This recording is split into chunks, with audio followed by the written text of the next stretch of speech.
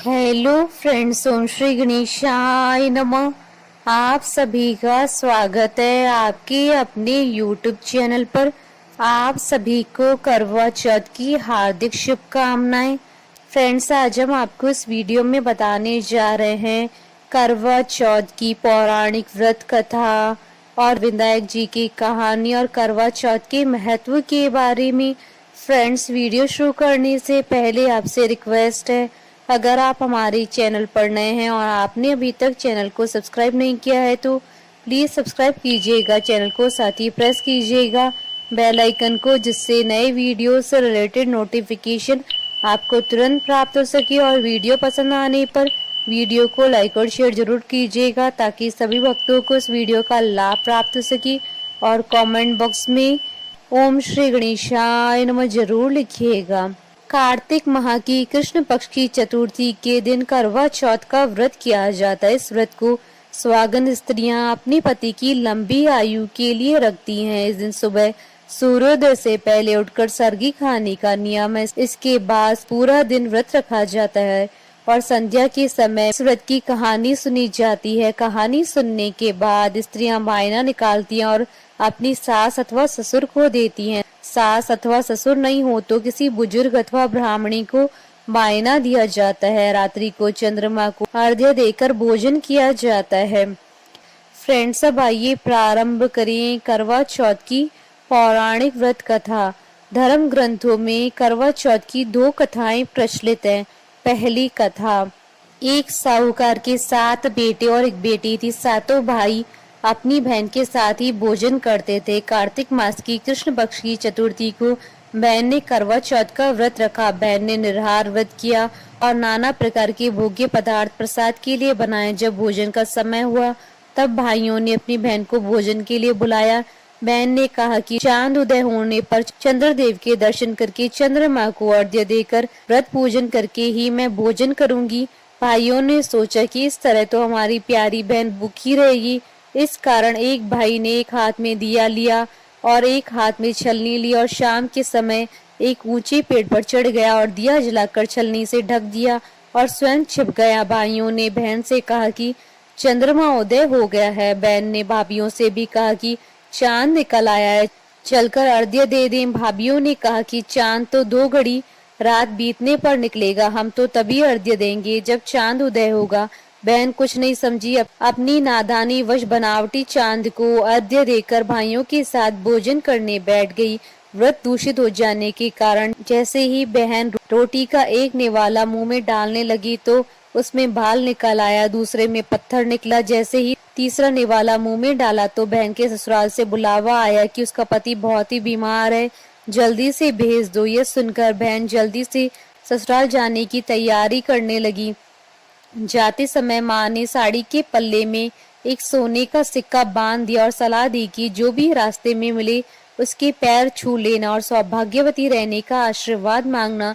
रास्ते में काफी लोग मिले पर किसी ने भी सौभाग्यवती रहने का आशीर्वाद नहीं दिया। किसी ने कहा कि ठंडी हो, किसी ने कहा कि सब्र करने वाली बनो, 7 भाइयों की बहन बनी रहो। ससुराल पहुंची तब वहां पर दरवाजे पर ननद खड़ी थी। बहन ने अपनी ननद के पैर छुए तब ननद ने कहा कि सौभाग्यवती हो, 7 पुत्रों की माता हो और मेरे भाई को सुख देने वाली हो। यह बात सुनकर जो सोने का सिक्का माँ ने साड़ी के आंचल में बांधा था वो बहन ने अपनी ननद को खोलकर दे दिया। अंदर गई तो सास ने कहा ऊपर मुंडेर है, वहां पर जाकर बैठ। जब वो ऊपर गई तो देखा कि उसका पति मरा पड़ा है। यह देखकर वह रोने लगी। इस तरह भूख प्यास छोड़कर वर्ष भर तक अपने पति को लेकर बैठी रही। प्रत्येक मास की कृष्ण पक्ष की चतुर्थी को चौथ माता आती और कहती करवे ले लो, करवे ले लो, और भूख लगे तो भाइयों के साथ जाकर भोजन कर लो।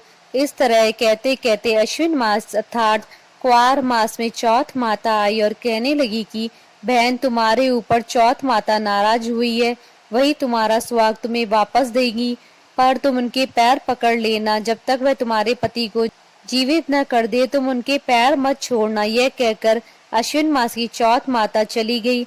बाद में कार्तिक मास की चौथ माता आई और गुस्से से बोली, भाइयों की दुलारी, करवे ले लो, दिन में चांद उगता है, करवे ले लो। ज्यादा भूख वाली करवे ले लो। तब साहूकार की बेटी चौथ माता के पैर पकड़कर बैठ गई और रोने लगी और हाथ जोड़कर प्रार्थना व विनती करने लगी।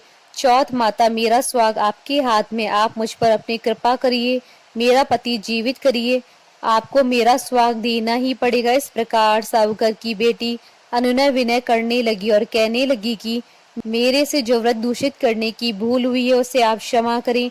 चौथ माता साहूकार की बेटी पर प्रसन्न हुई, अपनी आंखों से काजल, नाखूनों से मेहंदी और मांग से सिंदूर दिया। माता की कृपा होते ही साहूकार की बेटी का पति जीवित हो गया। जीवित होते ही पति बोला कि मैं बहुत गहरी नींद में सोया। साहूकार की बेटी ने सामर्थ्य अनुसार सामग्री जुटाकर चौथ माता का पूजन किया और चौथ माता से सुहाग का आशीर्वाद मांगकर सास के पैर छुए, साथ ही सौभाग्यवती स्त्रियों के पैर छूकर सौभाग्यवती रहने का आशीर्वाद प्राप्त किया। दूसरी कथा।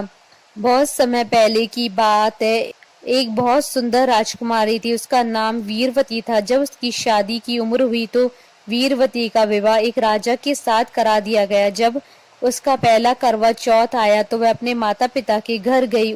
उस रानी के 7 भाई थे। सूर्योदय के बाद उसने व्रत रखा, पर रानी बड़ी नाजुक थी और व्रत न रख पाई। शाम तक काफी कमजोर हो गई और बेहोश हो गई। उसके 7 भाइयों से उसकी यह हालत देखी नहीं गई, क्योंकि वह रानी से बहुत प्यार करते थे। वह अपनी बहन की यह हालत नहीं देख पाए। उन्होंने यह सोचा कि क्यों न बहन का व्रत खुलवाया जाए। उन्होंने पहाड़ी के पीछे आग जला दी और आग को दिखाकर कहा कि बहन, चांद निकल आया है, चलकर अपना व्रत खोल लो। बहन ने भाभीियों से कहा कि चांद निकल आया है, चलकर व्रत खोल लो। भाभीियों ने कहा कि वो चांद की रोशनी नहीं है, पर वीरवती ने एक न सुनी। रानी अर्घ्य देकर व्रत खोलने बैठी। जब उसने पहला निवाला तोड़ा तो उसमें बाल निकल आया। जब दूसरा निवाला तोड़ा तो उसके ससुराल से खबर आई कि राजा की मृत्यु हो गई है। यह सुन रानी अपने ससुराल को जाने को तैयार हुई, पर रास्ते में उसे भगवान शिव जी और उनकी पत्नी माता पार्वती मिले। पार्वती माता ने उसे बताया कि उसके पति की यह दशा इसलिए हुई है क्योंकि उसने व्रत को पहले ही खोल लिया। रानी ने हर प्रकार से क्षमा याचना की। तब माता पार्वती ने कहा कि तेरा पति जीवित हो जाएगा, पर वह बहुत बीमार होगा। जब रानी महल में पहुंची तो उसने राजा को बेहोश पाया और राजा के शरीर में हजारों सुइयां चुभी हुई थी।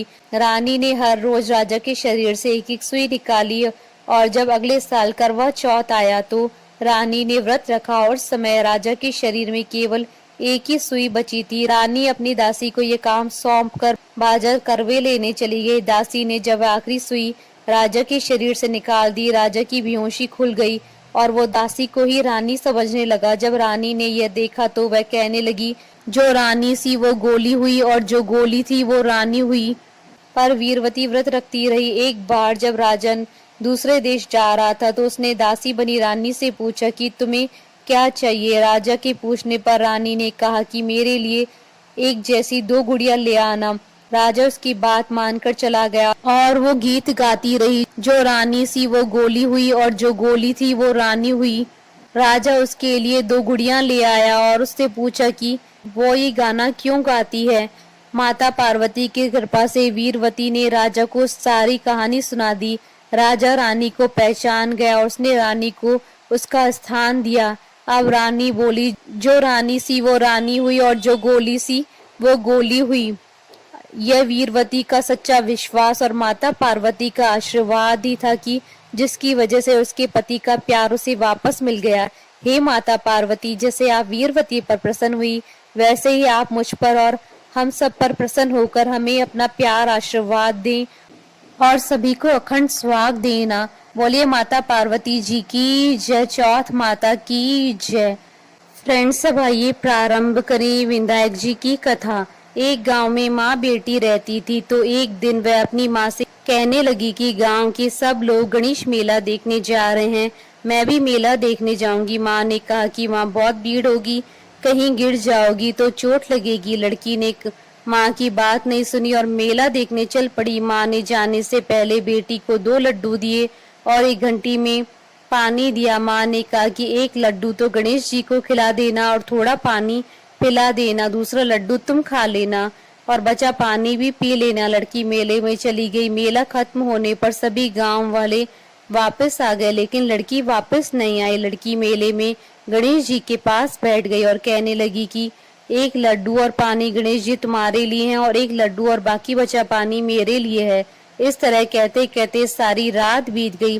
गणेश जी यह देखकर सोचने लगे कि अगर मैंने यह लड्डू और पानी नहीं पिया तो यह अपने घर नहीं जाएगी। यह सोचकर गणेश जी एक लड़के के वेश में आए और उससे एक लड्डू लेकर खा लिया और साथ ही थोड़ा पानी भी पी लिया। फिर वह कहने लगे कि मांगो, तुम क्या मांगती हो। लड़की मन में सोचने लगी कि क्या मांगू, अन्न मांगू या धन मांगू या अपने लिए अच्छा वर मांगू या खेत मांगू या महल मांगू। वह मन में सोच रही थी तो गणेश जी उसके मन की बात को जान गए। वह लड़की से बोले कि तुम अपने घर जाओ और तुमने जो भी मन में सोचा है वह सब तुम्हें मिलेगा। लड़की घर पहुंची तो माँ ने पूछा कि इतनी देर कैसे हो गई।